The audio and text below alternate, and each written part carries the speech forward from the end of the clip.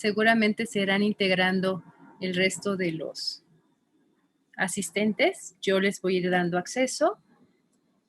Primeramente les quiero agradecer su presencia aquí y sobre todo quiero agradecer a la doctora Rosa María Wong-Cheu, quien en esta ocasión nos platicará sobre actualidades de la pandemia por COVID-19.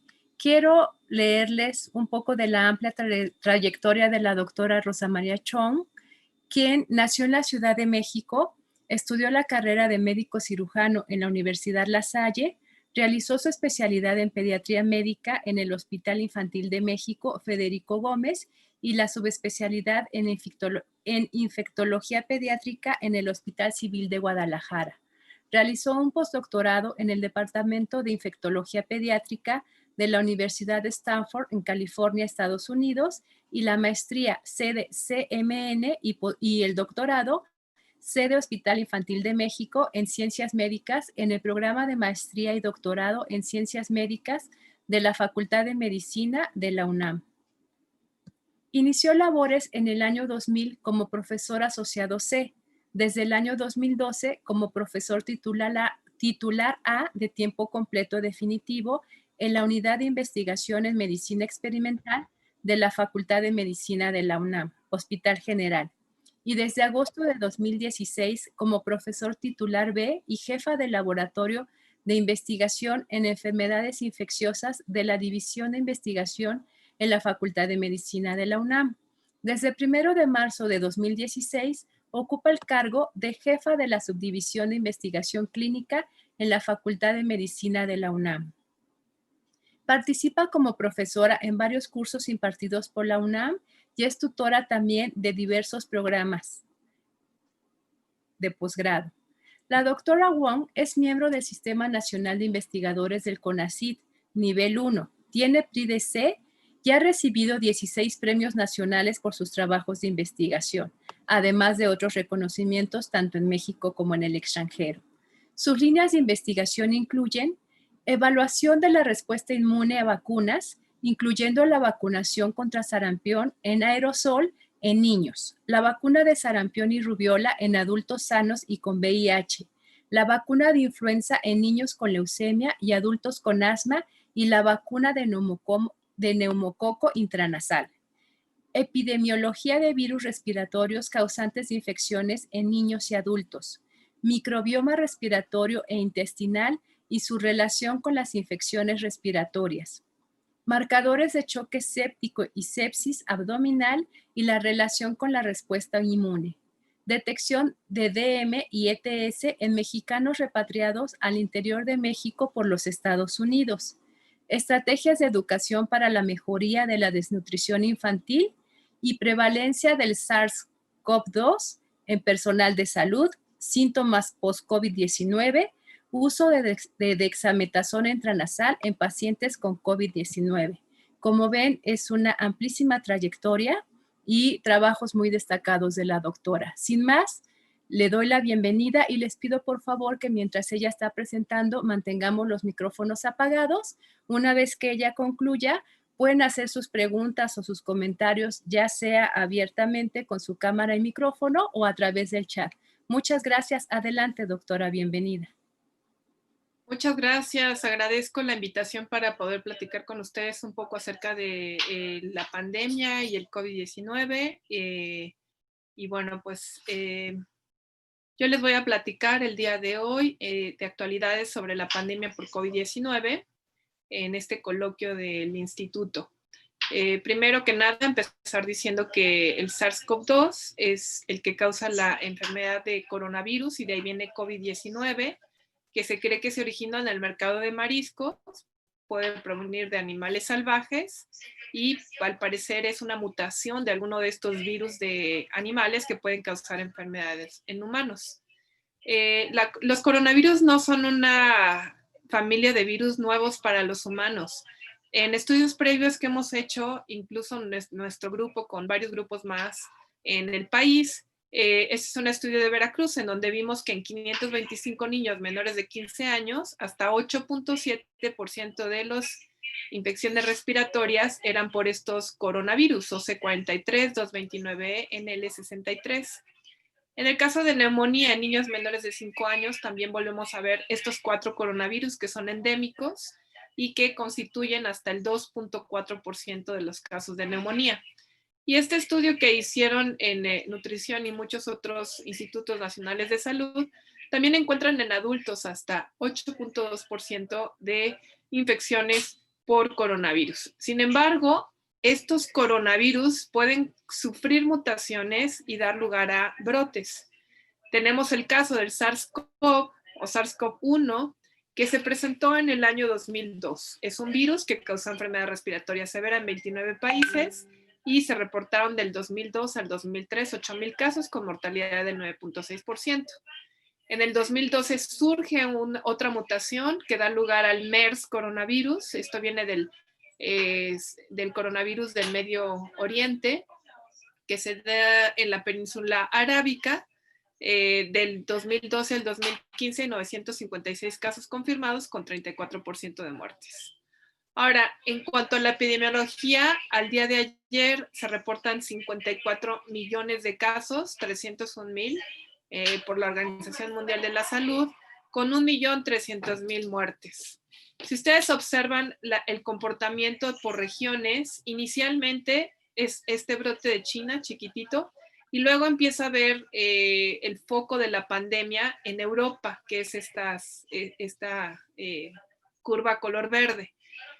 Después empieza a haber muchos casos en América, baja el nivel de contagios en Europa, pero vean qué está pasando otra vez. O sea, ahorita ya tenemos una gran cantidad de contagios, tanto en Europa como en América, como en Asia, como en varias partes de los diferentes continentes.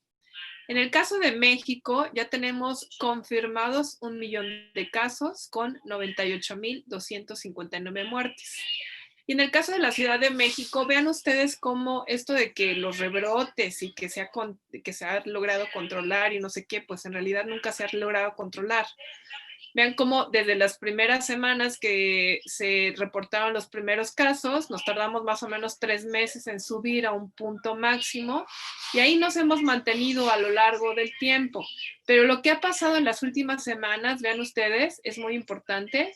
En las últimas 3 semanas tenemos un incremento importante en el número de casos. Este es el número de casos estimados basados en toda una serie de cálculos matemáticos que realizan y bueno, pues lo que a mí me interesa es que vean ustedes esta tendencia, ¿no? Estábamos en meseta, subimos y bajamos, pero ahorita estamos peor que nunca. Hemos subido en las últimas 3 semanas mucho el número de casos. Entonces, no se vayan con la idea de que el semáforo nos dice cómo está la epidemia, porque vieron ustedes que tenemos incrementos importantes. Y sin embargo, estamos en semáforo naranja desde hace más de un mes. Creo que ya llevamos como 3 meses que estamos en semáforo naranja.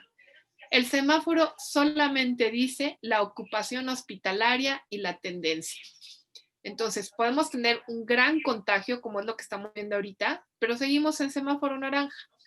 El problema es que muchas personas creen que porque estamos en semáforo naranja y no rojo, entonces pueden hacer su vida normal, común y corriente, sin que haya problemas. Hay muchos países que con varias estrategias de salud pública han podido lograr controlar la epidemia. Vean ustedes en el caso de Australia, de Islandia, Nueva Zelanda, Singapur, Tailandia, Taiwán. Todos estos países hacen muchas pruebas. Todas las personas que llegan de algún otro país, sobre todo si tienen una gran cantidad de casos, les hacen pruebas y las dan seguimiento y los aíslan 14 días. Esto ha hecho que puedan controlar la epidemia y tienen menos de una decena de casos por día. Ven ustedes, Australia, 0, Camboya, 0, Nueva Zelanda, 2, Singapur, 0, ¿no? Taiwán, 3 casos nada más. Eso es controlar la epidemia, ¿sí? Tener 0 casos por día. Países que casi controlan la epidemia, bueno, que tienen decenas de casos como Bolivia, China, Israel, Arabia Saudita, o sea, tuvieron un pico máximo de casos, pero actualmente ya están en los cientos, ¿no? O decenas de casos. Y en cuanto a los países que no han logrado controlar la epidemia, vean, hay como varios tipos de comportamientos de la curva epidémica. Hay algunos que empezaron su curva y siguen todavía en la curva. Es la misma curva, es el mismo brote que no ha logrado disminuir el número de casos. Y aquí tenemos Argentina, Brasil, Colombia, India, incluso México. Vean cómo subió el número de casos. Llegamos a un pico máximo, estábamos empezando a disminuir, pero seguimos en una meseta. Jamás hemos podido controlar la epidemia. Algunos países que sí lo han logrado están ahorita en un segundo brote o la segunda ola epidémica, como le llaman. Es el caso de Canadá, Finlandia, Alemania, Italia, Holanda, España, Suiza.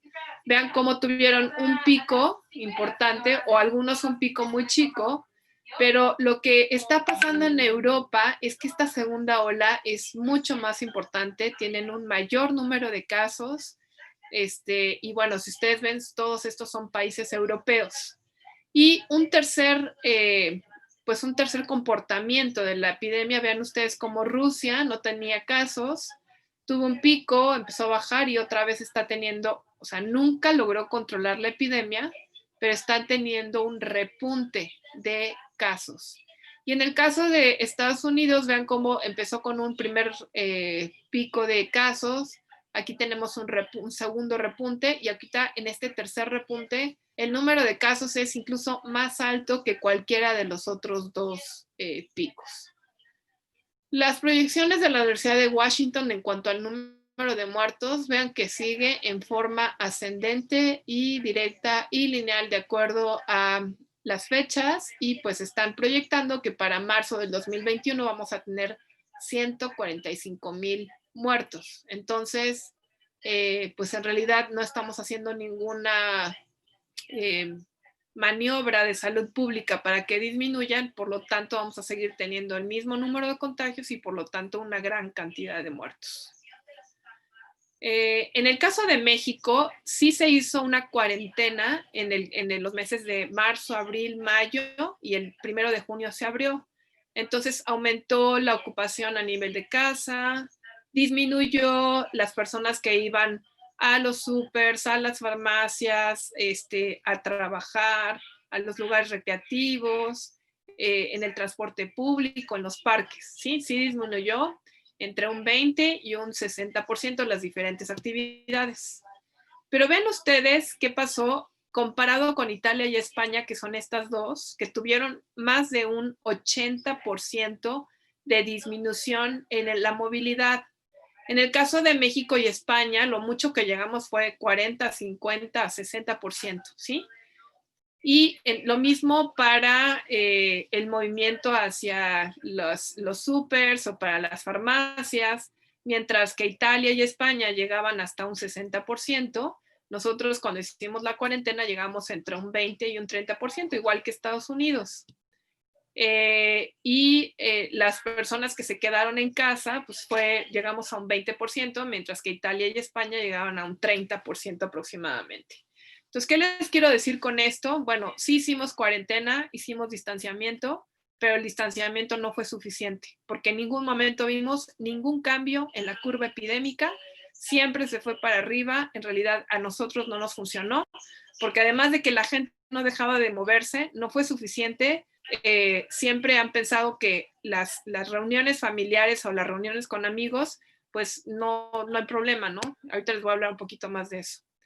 ¿Qué hemos aprendido en cuanto a aspectos clínicos? Sabemos, y esto ya se había descrito desde un principio de la pandemia, que la COVID-19 tiene 3 fases. La primera es una gran replicación viral con una enfermedad leve, con síntomas leves que puede ser o asintomático o tener nada más fiebre, tos, dejar de oler, tener problemas con el gusto y listo. La segunda fase es pulmonar. Aquí ya tenemos una neumonía con afección de los pulmones y disminución de la saturación. Y una tercera fase que es una fase hiperinflamatoria, una tormenta de citocinas y puede haber afección de todos los órganos y sistemas. En cuanto al espectro del COVID, tenemos entre un 30 y un 50% que son asintomáticos y entre un 30 y 50% que tienen síntomas leves y moderados. Severos 10%, críticos solamente 5%. Entonces, el gran problema son estos, los asintomáticos. puede ser que muchas personas tengan la enfermedad, que sean contagiosas, que estén contagiando a los demás y que no tengan absolutamente ningún síntoma. Por eso se perpetúa esta enfermedad. Otra cosa que hemos aprendido es que no nada más afecta a los pulmones. Tenemos afección del pulmón, del corazón, de los riñones, del hígado, del sistema nervioso central, en el intestino. Hay muy frecuentemente diarrea. Hay personas que el cuadro clínico consiste en diarrea, dejan de oler, dejan de percibir los sentidos de gusto y olfato, y pues eso puede ser COVID. Y de repente desarrollan neumonía. Entonces, puede haber también afección del sistema nervioso central, puede haber conjuntivitis, puede haber afección también de embarazadas y sus fetos, y sobre todo les da mucho más grave a aquellas personas que tienen algunas comorbilidades como hipertensión, diabetes, etc. Lo que también hemos aprendido es que los factores genéticos del hospedero son también muy importantes. Hay personas que son muy jóvenes y les puede dar una infección muy grave, o personas adultas grandes que tienen todos estos factores de riesgo y que no tienen alguna resistencia a la infección. Entonces, al parecer también juegan un papel importante los factores genéticos del hospedero. Se pensaba en un principio que los jóvenes no les daba grave, y bueno, pues lo que hemos aprendido ya con tantos casos, sobre todo ahorita que los jóvenes ya están cansados y hartos de quedarse en casa y estar haciendo la cuarentena, pues que sí les da y les da grave, ¿no? Tenemos, por ejemplo, de este estudio de 3.222 adultos jóvenes entre 18 y 34 años que fueron hospitalizados en Estados Unidos. 21% requirieron terapia intensiva, 10% ventilación mecánica, y hubo una mortalidad del 2.7%, sobre todo en aquellos que tenían 2 o 3 o más comorbilidades. Otra cosa que hemos aprendido es que en los niños no da tan leve y no es tan inocuo. Hay algo que se describió el 14 de mayo del 2020, que es el síndrome inflamatorio multisistémico pediátrico. En este puede parecer algo que se llama síndrome de Kawasaki o dar alguna alteración orgánica múltiple, como choque, problemas cardíacos, respiratorios, renales, gastrointestinales. Los niños se ponen muy, muy graves y tienen que ir a dar a la terapia intensiva, entonces tampoco es tan inocuo en niños. Y otra cosa que también hemos aprendido es que si una persona tiene COVID, no queda inmune para volverse a infectar. Existen reinfecciones por SARS-CoV. La primera reinfección que fue documentada fue en una persona que en marzo, abril tuvo infección, y cuando en agosto otra vez se fue a España, regresó, le hicieron una PCR, tenían guardada su muestra y entonces hicieron un análisis genético y vieron que eran 2 virus completamente diferentes. Entonces sí hay coinfecciones. Esta persona estaba asintomática, pero ya se reportó un caso en Holanda de una mujer que falleció por una reinfección por SARS-CoV-2. En cuanto a las pruebas diagnósticas, existen aquellas que detectan antígenos, ya sea la proteína S, la N o cualquiera de estas proteínas. La PCR, que nos detecta la información genética del virus, o los anticuerpos que se generan en contra de estas.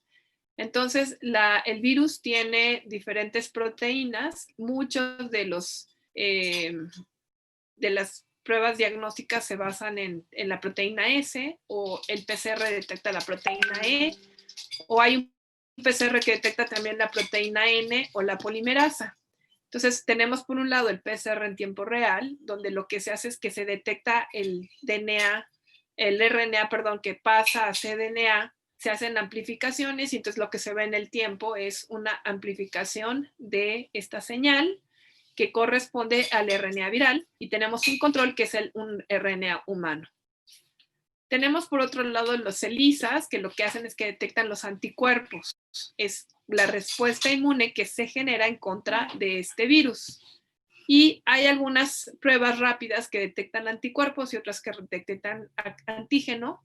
lo que se hace es se pone una gota de sangre en esta como cartón, y entonces esto difunde, aquí hay anticuerpos que se pegan a este antígeno, y entonces se puede ver si tienen IgG o IgM, además del control, ¿no? Entonces se observa como esto. Y tenemos las pruebas rápidas de antígeno, donde se hace un hisopado nasofaringeo, se pone en un tubo, se aplican unas gotas en una tarjeta, y entonces si es positivo, se ve también una línea. Sin embargo, estas pruebas tienen 50% de sensibilidad con una alta especificidad. O sea que si lo detectan, sí seguro es COVID, pero si no lo detectan, puede ser COVID 1 de cada 2. Entonces, otra cosa que es súper importante en el diagnóstico es saber en qué momento están aumentando el virus y en qué momento tenemos anticuerpos. Entonces, antes de que haya síntomas, puede haber una replicación del virus, y entonces la PCR empieza a aumentar, ¿sí? Y aquí es donde, digo, la PCR es la que nos sirve para poder detectar al virus. Los anticuerpos se empiezan a generar a partir de la segunda semana. Entonces, tanto IgM como IgG no se recomienda hacer en las primeras 2 semanas, porque entonces si sale negativo, eso no me descarta la infección. Lo que nos sirve entonces al principio es PCR, después IgM o IgG, o detección de antígenos en la primera semana. Entonces, la PCR es útil para el diagnóstico en etapas tempranas, para hacer seguimiento y también para detectar asintomáticos. Sin embargo, la sensibilidad va del 40 al 80%. Entonces, también una prueba negativa no me lo descarta. Hay personas que tienen neumonía y que la PCR sale negativa.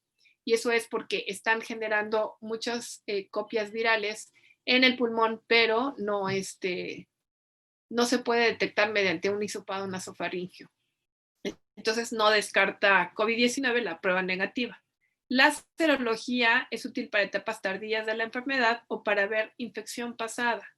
La serología no es útil para el diagnóstico en etapas tempranas, y la prueba de antígeno tiene muy alta especificidad, pero la sensibilidad es muy baja. Y en asintomáticos, pues no nos lo detecta. Ahora, ¿qué sabemos del tratamiento? Pues hay más de 2,000 estudios clínicos sobre tratamiento. Lo que en un principio pensaban que era la panacea, la hidroxicloroquina, el lopinavir, ritonavir, ya desde el 4 de julio, en el ensayo de solidaridad que está realizado por la Organización Mundial de la Salud, el Recovery y el Discovery de Inglaterra y de Francia, vieron que no disminuye la mortalidad, entonces sacaron desde estas épocas tan tempranas el remdesivir y, el hidroxicloroquina y lopinavir, ritonavir, porque vieron que no funcionaba. Siguieron con el estudio de remdesivir y de interferón alfa. Entonces, el Recovery es de la Universidad de Oxford y están viendo todas estas: lopinavir, dosis baja de dexametasona, que ya vieron que sí funciona, acitromicina, tocilizumab y plasma convaleciente. En el caso de la dexametasona, se sabe que disminuye la mortalidad a 28 días en pacientes muy graves, ¿sí? Ven aquí cómo disminuye la dexametasona, estos son pacientes graves, y también un 20% en aquellos que tienen apoyo con oxígeno. Entonces aquí es lo mismo, nada más que viéndolo con este árbol, ¿sí? Disminuye el riesgo, sobre todo en aquellos que utilizan oxígeno o que tienen ventilación mecánica invasiva. En el caso de remdesivir, se reportó esto y decía que disminuye los días de recuperación de 11 a 15 y la mortalidad de 14 a 7, según esta publicación de New England Journal of Medicine. El tocilizumab, que se utilizaba antes también, que es un inhibidor de interleucina 6, lo que vieron es que no había ningún tipo de mejoría y pues ya lo dejaron de utilizar. El plasma convaleciente, este es un estudio que se hizo en Estados Unidos con 35,000 pacientes, y lo que decían, lo único que dice es que a un nivel más alto sí disminuye, a nivel alto de anticuerpos, disminuye la mortalidad. Sin embargo, no hay estudios de plasma contra placebo para ver si realmente funciona. Y bueno, este estudio clínico de solidaridad, lo último que reportaron fue el 15 de octubre, donde aquí ya tienen 12,000 pacientes con 500 hospitales en más de 30 países. Los puntos a evaluar finales son la mortalidad, la necesidad de ventilación mecánica y duración de la hospitalización. Entonces, Ellos, a diferencia del laboratorio que fueron los que reportaron los estudios de Remdesivir, con Remdesivir, hidroxicloroquina, lopinavir, ritonavir e interferón, vieron que no había casi ningún efecto o nulo efecto en cuanto a la mortalidad, en cuanto a la necesidad de ventilación o duración de la hospitalización. La única que han demostrado que puede ser eficaz contra COVID grave y crítico es la dexametasona. Ahora, ¿qué hemos aprendido sobre vacunas? Ya existían plataformas para el desarrollo de vacunas que estaban basadas en virus inactivados, vivos atenuados, subunidades proteicas, vectores virales replicativos y no replicativos, y vacunas de DNA o RNA. Estos son plataformas que se estaban desarrollando para otras vacunas.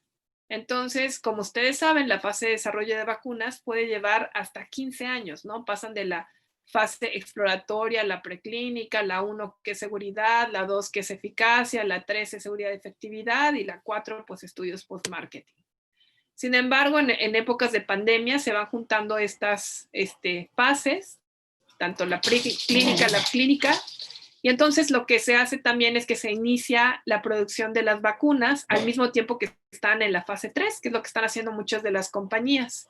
Entonces, por ejemplo, Moderna estaban desarrollando una vacuna contra MERS, que es basada en RNA mensajero, pero como ya tenían esa plataforma, en marzo empezaron a desarrollar esta de COVID-19 y 10 semanas después ya estaban haciendo estudios clínicos. Al 12 de noviembre hay 48 candidatas en estudios clínicos, 164 candidatos de vacunas en estudios preclínicos. Tenemos 12 vacunas en fase 3, 4 inactivadas, 3 de RNA, 4 de vectores virales no replicativos y una de subunidad proteica. Los últimos reportes que se han dado es que Pfizer y BioNTech reportan una efectividad en el primer análisis interino con más de 90 pacientes que ya tuvieron COVID, con un 90% de eficacia. En el caso de la Sputnik V del Instituto Gamaleya de Rusia, ellos, el objetivo son 40,000 voluntarios.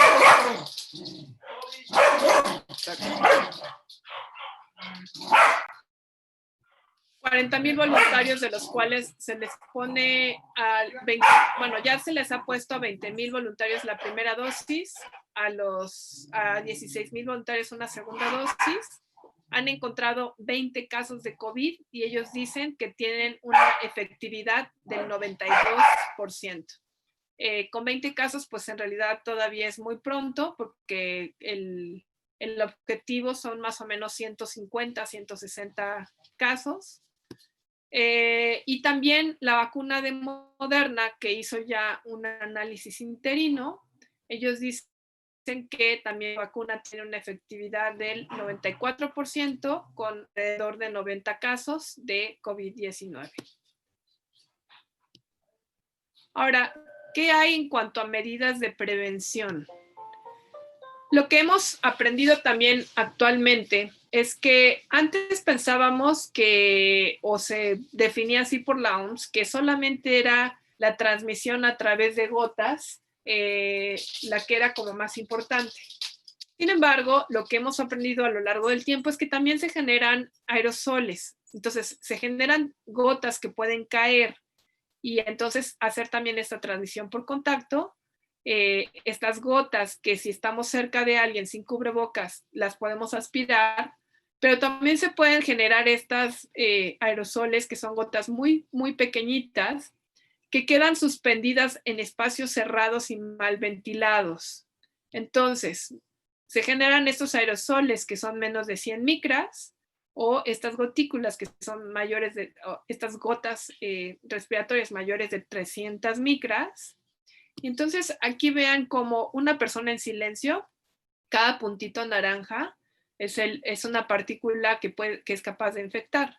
Si estamos en silencio, el simple hecho de respirar hace que generemos estas partículas, pero si hablamos, vean esta cantidad de partículas y si gritamos o cantamos, Una hora después se generan más de 1.500 dosis infecciosas. Entonces, ¿cuáles son los factores importantes a considerar en cuanto al contagio del SARS-CoV-2? Uno es la carga viral de la persona infecciosa, la duración de la exposición. Ya sabemos que si estamos más de 15 minutos en contacto con una persona infecciosa, eso hace que aumente nuestro riesgo. También si hay más de un individuo que esté infectado en la misma sala, pues eso aumenta el riesgo. Sabemos que si no hay una buena ventilación o se está utilizando aire acondicionado, pues eso también es riesgo. Espacios cerrados son más riesgo que los abiertos, uso de protección personal.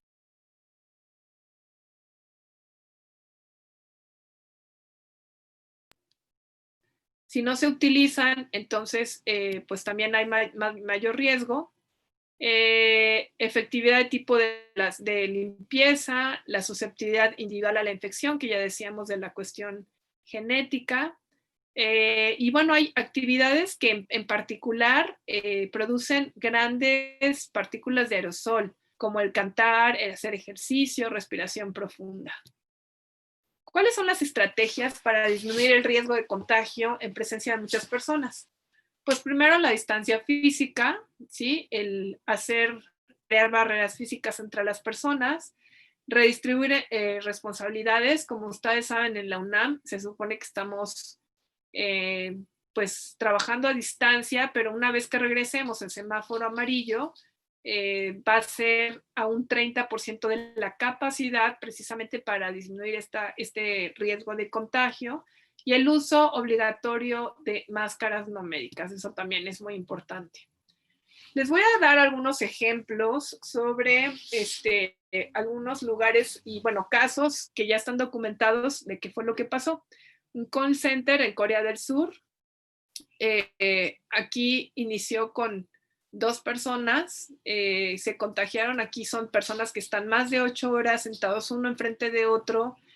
Son 137 personas en un solo piso, con todas las ventanas cerradas, no hay ventilación, y hay un sistema de circulación de aire que hace que esté circulando pues, el mismo aire por todo el piso.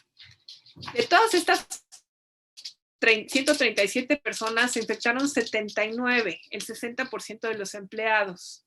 Cuando buscaron en el mismo piso, solamente hubo 5 personas en otras áreas que no tenían comunicación con ese piso, y de los pisos, otras 3 personas más en los 2 pisos de abajo. Y eso que estas personas del piso 11 compartían elevadores, tocaban los mismos botones, entraban por la misma área del lobby. Y sin embargo, ¿qué nos dice esto? El contacto continuo, cercano, y además de personas que están hablando, porque es un call center que están generando estas partículas infecciosas, en un lugar cerrado, con poca ventilación, es lo que favoreció que hasta el 60% se infectara. ¿Cómo vamos a disminuir el riesgo? Bueno, pues ventilación al aire libre, porque el aire pues diluye estas partículas infecciosas.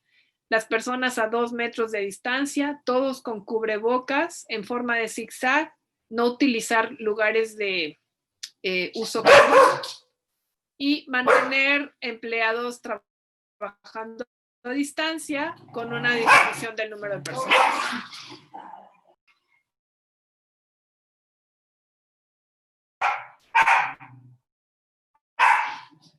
Por ejemplo, es un brote de COVID en un restaurante. Vean cómo el paciente 0 se encuentra en esta mesa, ¿no? La mesa. Aquí hay 90 personas en un lugar cerrado y hay meseros que están caminando de un lado a otro. Pero vean que los únicos que se enfermaron fueron los que estaban en estas mesas. Entonces, 10 contagiados a partir de esta persona que estaba asintomática, no tenía ningún síntoma, pero ya estaba infectada. Lo que tuvieron en común esta área del restaurante, porque a pesar de que pasaron los meseros y venían y les dejaban la comida, ellos no se infectaron. Entonces aquí el aire, tenían un aire acondicionado, estaba todo cerrado, estaban muy juntos unos con otros, y además este aire hacía que estuvieran circulando estas partículas infecciosas. Entonces, justo donde daba el aire es donde precisamente hubo estos contagios. ¿Qué podemos hacer para evitarlo? Pues también ventilación natural, evitar el uso de aire acondicionado que esté haciendo que recircule el aire, evitar música de fondo para que la gente no grite o hable más fuerte y genere más partículas, que estén a una distancia importante, mesa de mesa, y además de cada uno de los comensales 2 metros, o que de plano las personas coman al aire libre. Esto es lo que puede disminuir el riesgo. Este es un brote en un autobús, eran 2 autobuses que fueron a un evento religioso. Aquí está el paciente 0, asintomático completamente. Estuvieron 50 minutos juntos y aquí se contagiaron 23 personas que tenían exactamente pues esta circulación de aire. Vean cómo la distribución coincide con esta circulación del aire. Ninguna persona de los que estuvieron en el otro autobús o que estuvieron en el evento se contagiaron. Entonces fueron pues más de 15 minutos, fueron alrededor de 2 horas que estuvieron todos juntos en un lugar cerrado sin ventilación y que tenía circulación de este aire que circulaba las partículas infecciosas. Ahora, actualmente, bueno, sí se acuerdan que les decía en la parte epidemiológica que pues nosotros hicimos la cuarentena y sirvió absolutamente para nada porque siguieron incrementando el número de casos. También mucho de lo que pasó en nuestro país es que la gente decía, bueno, hacemos reuniones y al fin y al cabo nada más es la familia. Desde el punto de vista psicológico también hay un reporte en donde dicen que cuando la gente se reúne con amigos o familiares, como se sienten muy cercanos, no creen que sea un riesgo o un peligro para la salud, para la persona. Entonces, las fiestas familiares, reuniones familiares y de amigos, pues en realidad nunca han parado, ¿no? Desde que estábamos en cuarentena, la gente se seguía reuniendo. Entonces, ¿qué es lo que pasa en una reunión social? Ustedes, en España por lo menos ya se ha logrado detectar que el 30% de los brotes conocidos en España es por este tipo de reuniones sociales. Entonces, llega una persona, o sea, son familiares o amigos o lo que sea, son 6 personas nada más, pero están en un lugar cerrado, sin ventilación, sin cubrebocas, y entonces llega una persona asintomática.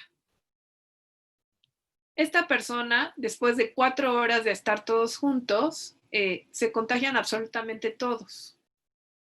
Si todos usan cubrebocas, pero están todavía en un lugar cerrado, sin ventilación, pues podrá salvarse una persona, pero siguen infectándose por solamente el uso de mascarillas. Así que no crean que por el usar mascarillas no se van a infectar. Pues no, si hay una gran concentración de partículas y todo, bueno, pues van a poder seguir teniendo este efecto. ¿Qué es lo que se tiene que hacer? Pues disminuir el tiempo a la mitad para que no sea tanto el efecto de la exposición al virus, que haya una ventilación adecuada, que tengan un distanciamiento físico y que todos usen mascarillas. Esto es lo que disminuiría, en todo caso, el riesgo de infección.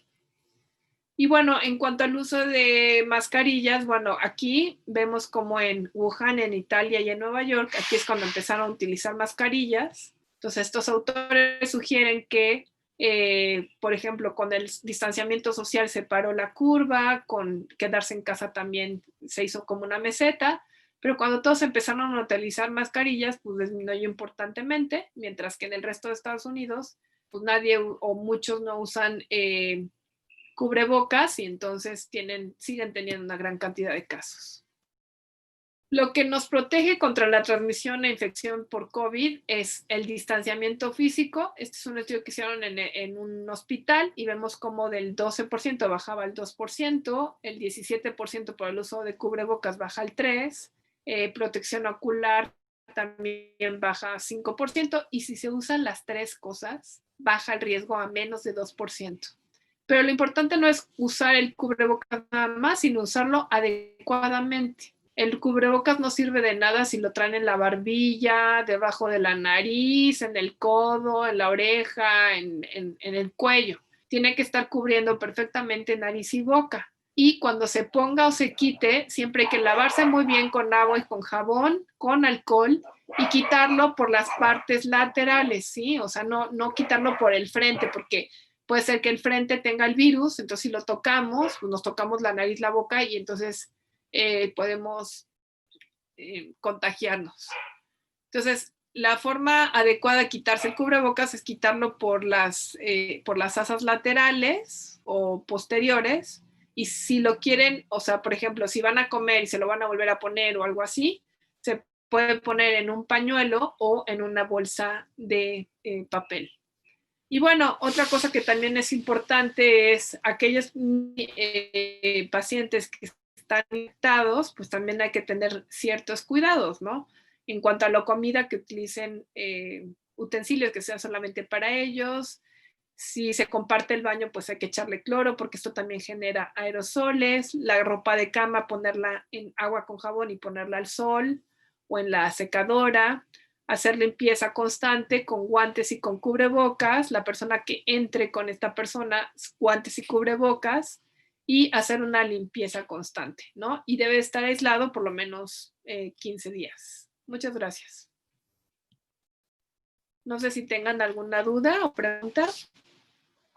Muchas gracias, doctora. Por favor, sus preguntas, comentarios. Adelante, Bañuelos, por favor, Miguel Ángel. Hola, sí, bueno, quería felicitarla por su presentación, doctora.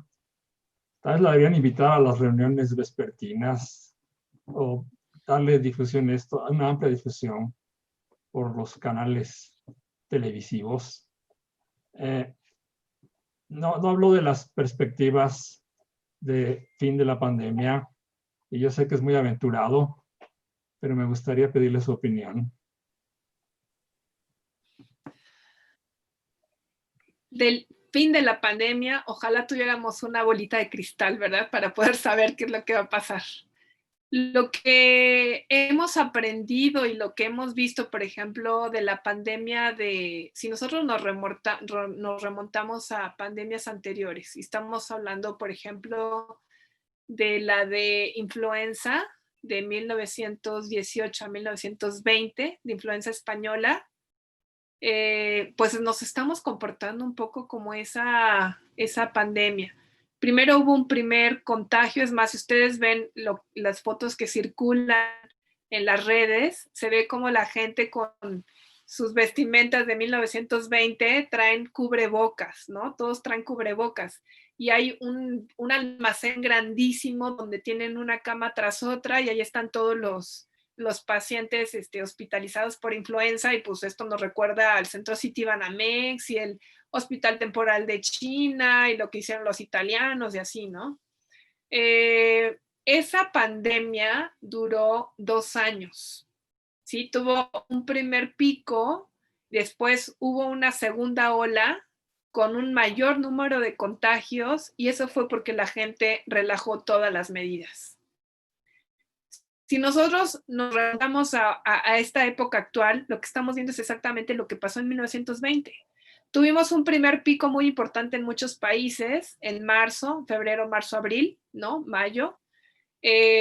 Como les decía, ¿no? Sobre todo en Europa. Un pico altísimo, todos hicieron cuarentena, bajó mucho. Abren bares, restaurantes, escuelas, todo, la gente se relaja y pues ahí vamos a la segunda ola, que es mucho más alta que la primera en cuanto a número de contagios y muertes. Italia, España, ahorita ya están rebasados, tienen al tope otra vez los sistemas de salud, están a punto de colapsar, tienen 30,000, 40,000 casos en un solo día, o sea, otra vez están incrementando el número de casos. Si nos comportamos como la influenza, pues entonces todavía le va a seguir faltando un buen rato, porque como les digo, fueron más o menos 2 años. En el caso de la pandemia del 2009, pues acuérdense que influenza, a diferencia de otros virus, tenemos vacunas y tenemos antivirales. En el caso de coronavirus, pues no tenemos nada, ¿no? Estamos a marchas forzadas haciendo muchas investigaciones a ver qué funciona y qué no funciona. Y todo lo que mucha gente tenía esperanza, la hidroxicloroquina, lopinavir, ritonavir, remdesivir, tantas cosas que realmente no funcionan. Afortunadamente hay muchos científicos alrededor del mundo, la masa crítica en el mundo es muy amplia y eso ha permitido que en muchos lados estén haciendo desarrollos tecnológicos enfocados al tratamiento o a la prevención. Jamás en la vida habíamos tenido vacunas de RNA mensajero y pues ahora ya sabemos que sí hay y que funcionan hasta en un 94%. El problema es los efectos adversos que no sabemos a largo plazo qué quiera decir que nos metamos un RNA mensajero, ¿no? De un virus. No sabemos qué pueda pasar también a largo plazo o con efectos adversos o con la inmunidad, incluso si siga a largo plazo. Lo que estamos viendo es que entre 4 y 6 meses después de la infección, pues bajan los niveles de anticuerpos a 0, ¿sí? Entonces, ese sí es un gran problema porque entonces nos vamos a tener que vacunar hasta el 70% de la población cada 6 meses porque si no, no vamos a lograr controlar el virus. Entonces, ¿de qué depende que controlemos o no y que se acabe la pandemia? Pues esto va a depender de muchas cosas. Mucha gente le apuesta a las vacunas, pero si ustedes ven, o sea, Moderna, toda su producción sería para Estados Unidos. Pero si en Rusia, en México, en Brasil, en todos lados, seguimos teniendo millones de casos, en el momento en que la gente se mueva a Estados Unidos, van a regresar con los casos. Entonces, en realidad, esto tiene que ser un esfuerzo global, tiene que ser un esfuerzo de comunidad internacional a nivel global, porque si no, no lo vamos a lograr. O sea, ¿qué es lo que pasa con los otros países? Islandia, Australia, Nueva Zelanda. Nueva Zelanda tenía 0 casos. ¿Qué pasó? La gente venía viajando o salía del país y regresaba y pues trajeron el virus. ¿Qué pasó con México? Pues también fueron a Europa, fueron a Estados Unidos, regresaron, nadie les preguntó nada, muchos eran asintomáticos y entonces empezó a circular el virus. Mientras que haya casos en algún lugar del mundo, pues entonces hay la probabilidad de que esto se siga perpetuando. Entonces, bueno, pues tenemos que tomar muchas cosas en consideración, ¿no? O que hasta el 70% de la población se llegue a infectar y entonces se haga esto que se llama la inmunidad de rebaño, ¿no? Aunque esto llevaría consigo muchísimas muertes, como es lo que ya estamos viendo, ¿no? En la actualidad. Entonces, ojalá pudiera contestarle con certeza esa pregunta, pero yo creo que es muy difícil y depende de muchas cosas. Son muy interesantes sus comentarios. Muchas gracias. Sí, muchas gracias a usted por la pregunta. Muchas gracias. También en el chat nos preguntan, Araceli Báez, ¿se ha planteado la posibilidad de la inmunidad cruzada de la vacuna pediátrica de tétanos, difteria y tosferina frente al COVID-19? ¿Se han realizado más estudios para comprobar este planteamiento? Bueno, más que la tétanos, difteria y tosferina es con la sarampión, rubiola y paperas. O sea, no es con la tétanos, difteria y tosferina. Alguien escribió en algún lugar, o sea, que algunos epítopes tenían cierta similitud con otros epítopes de la proteína S, ¿no? De la proteína espiga o spike del SARS coronavirus. Estas proteínas, en teoría, ellos dicen que al tener cierta inmunidad cruzada contra estos epítopes, pudieran dar protección. Sin embargo, pues hay estudios y hay varias cosas que dicen que no funciona. Y bueno, pues ojalá la de sarampión, rubiola y paperas funcionara para el SARS-CoV-2. Pero hay muchísima gente que tiene la vacuna y sin embargo está enferma y tiene casos graves, incluso se han muerto. Entonces, esto es como un hallazgo ecológico, algo molecular, pero que en la práctica en realidad no se ha demostrado. O sea, es sarampión, rubiola y BCG también, porque en un principio decían, no, todos los países que no tienen BCG les ha dado durísimo y se están muriendo. Pero eso fue porque el virus no había llegado al resto del mundo. En el momento en que llega a México, que sí ponemos la BCG, somos de los primeros países con mayor mortalidad. Entonces, ¿dónde está esa teoría de que los que se ponen BCG están cubiertos o están protegidos? Nosotros, o sea, en México se pone la vacuna de sarampión, rubiola, paperas en 2 dosis desde 1998. Se pone la vacuna de sarampión desde 1990 2 dosis y desde 1970 una dosis. Entonces, pues esto es algo que, o sea, realmente tenemos la vacuna de sarampión y pues cuántos muertos tenemos y cuántas personas están infectadas y cuántas personas están gravísimas. Entonces, en realidad esto es algo que no se ha logrado,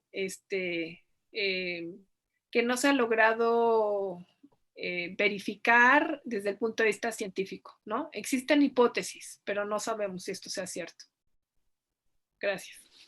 Muchas gracias. También Soledad Córdoba, ¿quisieras comentar directamente, Soledad, o quieres que lea tu pregunta o tu comentario?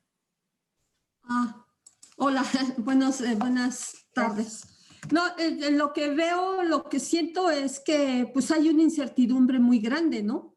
Hay muchos factores que están involucrados, o sea, no hay un tratamiento certero.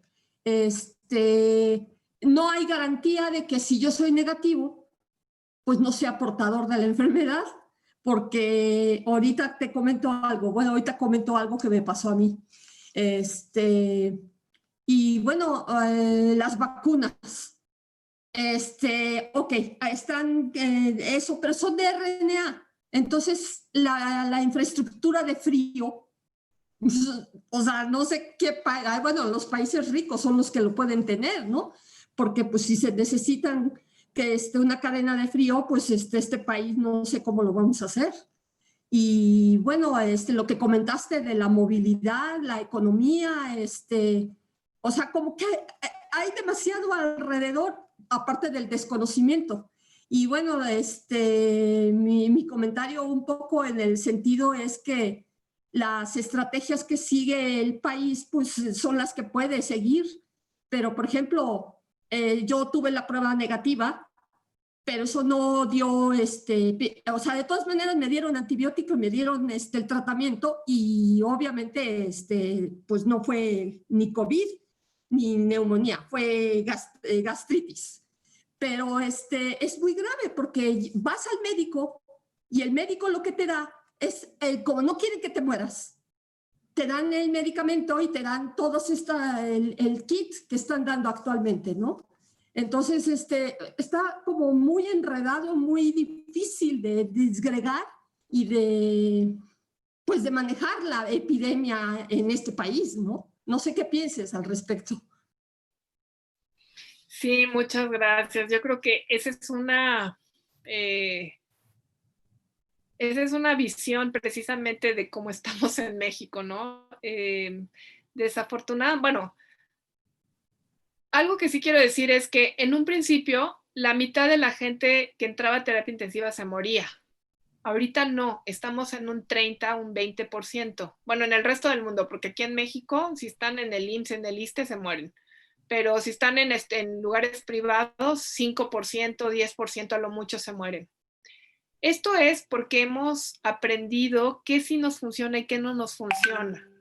Por ejemplo, algo que aprendimos es que los pacientes sí se mueren de tromboembolia pulmonar, problemas de coagulación, afección a los vasos endoteliales. Digo, no les hablé mucho de eso porque es algo súper clínico y muy médico, pero hay gente que tiene problemas neurológicos por tromboembolia pulmonar, por tromboembolia también cerebral, porque tienen afecciones cardíacas también por lo mismo.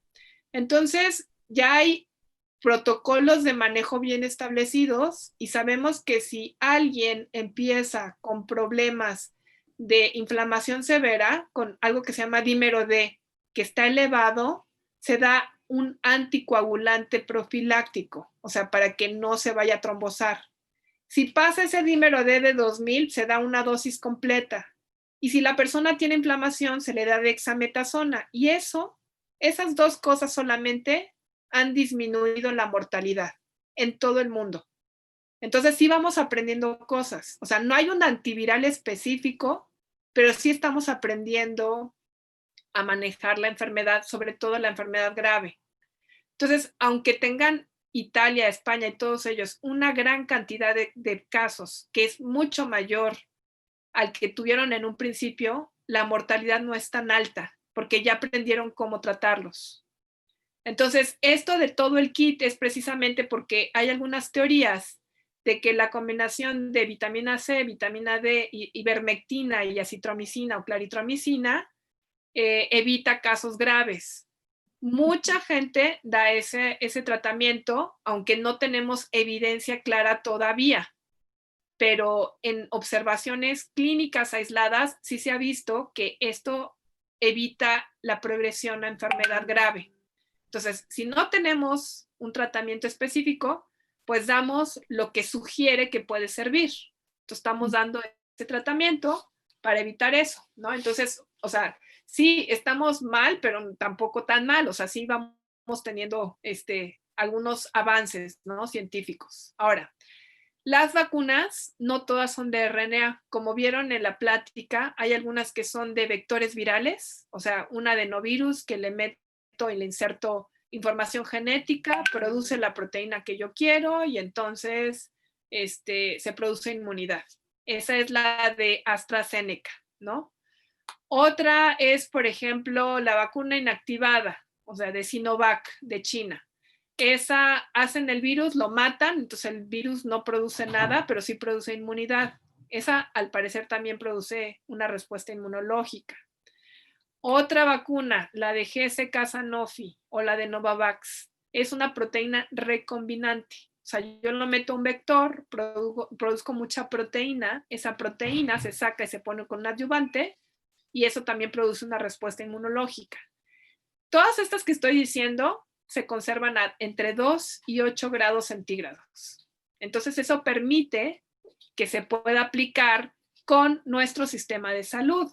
A diferencia de la de Pfizer, que necesitan menos 75 grados centígrados para mantenerla, y además son viales de 5 dosis, y además el cargamento son no sé cuántos, entonces tienen que juntar mucha gente para poder aplicarla, porque si no se descompone en unas cuantas horas. Entonces, eso desde el punto de vista logístico, eso ya lo han discutido mucho en los foros, en la tele, en muchos lugares, ¿no? Incluso el mismo doctor López-Gatell hizo un anuncio y dijo que pues no teníamos las condiciones para esta vacuna súper efectiva, ¿no? Que es la de Pfizer, ¿no? Precisamente por las condiciones de almacenamiento y refrigeración. Pero no solamente está esa, tenemos afortunadamente 12 vacunas que ya están en fase 3. Entonces, alguna de esas también tiene que funcionar. Por lo menos ahorita ya dijeron que 3 sí funcionan. La de AstraZeneca, la del Instituto Gamaleya y la de Moderna, ¿sí? Y la de Pfizer. Entonces, pues esas son, digo, hay diferentes plataformas y pues esperemos que alguna de estas funcione.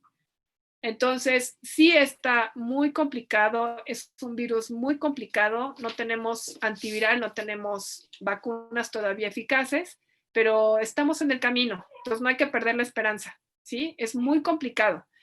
Y precisamente a mí siempre que me invitan a una plática de este tipo, yo les hablo de todas las medidas de prevención, de cómo nos estamos infectando, de cómo estamos respecto a otros países, porque en la medida de que la gente entienda que estas reuniones familiares y el contacto cercano y el asistir a lugares concurridos es lo que perpetúa esta infección, en la medida que la gente lo entienda, entonces vamos a ir tratando y mejorando para tratar de controlar esto. Entonces, para mí, yo como académica, como profesora de la UNAM, para mí es muy importante difundir estos mensajes y que la gente entienda un virus que es muy complicado. O sea, porque no es nada más, todos dicen, me hago la prueba rápida y con eso ya sé si tengo o no tengo. Pues la prueba rápida no sirve para nada. Entonces, por eso les paso esto del diagnóstico, ¿no? De que los anticuerpos en un inicio no sirven para nada. Entonces, nada, están tirando el dinero a la basura y se están picando el dedo inútilmente porque no funciona, ¿sí? O sea, lo que funciona en este momento y que sabemos que nos puede ayudar es el no estar haciendo reuniones o si se hacen en lugares abiertos con pocas personas y con cubrebocas, porque si no todo lo demás pues hace que se perpetúen. Y ahorita lo que está pasando es los jóvenes ya están hartos de estar encerrados, hacen sus fiestas, van a bares, van a gimnasios, todo lo que abrieron nuevamente por la reactivación de la economía, y lo que está pasando es que los jóvenes son los que están llevando el virus a sus casas. Antes eran los adultos que trabajaban, ahorita son los jóvenes, y bueno, muchas veces hay un asintomático que llega a la reunión familiar, como es familia, pues no pasa nada, ¿no? Nadie está infectado, o sea, todos están muy tranquilos y conscientes y se sienten muy en confianza, y por eso que nadie se va a infectar. Y luego hay familias enteras que se mueren, familias que se mueren 3 hijos, el papá y el cuñado, ¿no? Entonces, ese es el tipo de mensajes que a mí en lo personal me parece súper importante poder difundir, porque en la medida que la gente entienda eso, es como vamos a poder ir frenando esto poco a poco. Es un esfuerzo colectivo, es un esfuerzo de, como les decía, de la sociedad mexicana, pero también de la sociedad a nivel mundial, para poder controlar esto. Muchas gracias. Norma Sánchez nos pregunta, ¿qué prueba me da un resultado más certero si tengo sospecha de COVID? La PCR en 3 o 4 días antes de que empiecen los síntomas y durante la primera semana. La PCR de hisopado nasofaringio, porque también se está haciendo saliva, pero la saliva tiene un poquito menos de sensibilidad. Muy bien, muchas gracias. ¿Alguna otra pregunta, ya sea por el chat o directamente que quieran plantearle a la doctora? ¿Comentarios? Bueno, sí. Si no hay más preguntas, muchísimas gracias, doctora. Todos estamos ávidos de tener más noticias, de conocer qué es lo más actualizado que hay sobre todo esto que, como bien dice, es algo muy fuerte, muy complicado y que debemos ir entendiendo poco a poco. Le agradecemos muchísimo estar con nosotros y ojalá más adelante otra vez contemos con su presencia en el coloquio. Muchas Muchas gracias. gracias. Muchas gracias a todos por estar aquí. Les recuerdo que el siguiente coloquio es en 15 días, es el 1 de diciembre, y en esa ocasión el doctor Solleiro nos va a platicar un poco más sobre el convenio que estableció la UNAM con Huawei. Ya veremos un poco más qué proyectos se pueden plantear y demás. Muchas gracias. Cuídense mucho, no hagan reuniones, como bien nos dice la doctora. Que estén muy bien. Un abrazo fuerte a todos. Gracias, doctora. Muy buenas tardes. Gracias, doctora. Gracias, Beatriz. Hasta luego. Con mucho gusto. Hasta luego. Muchas Hasta luego. gracias.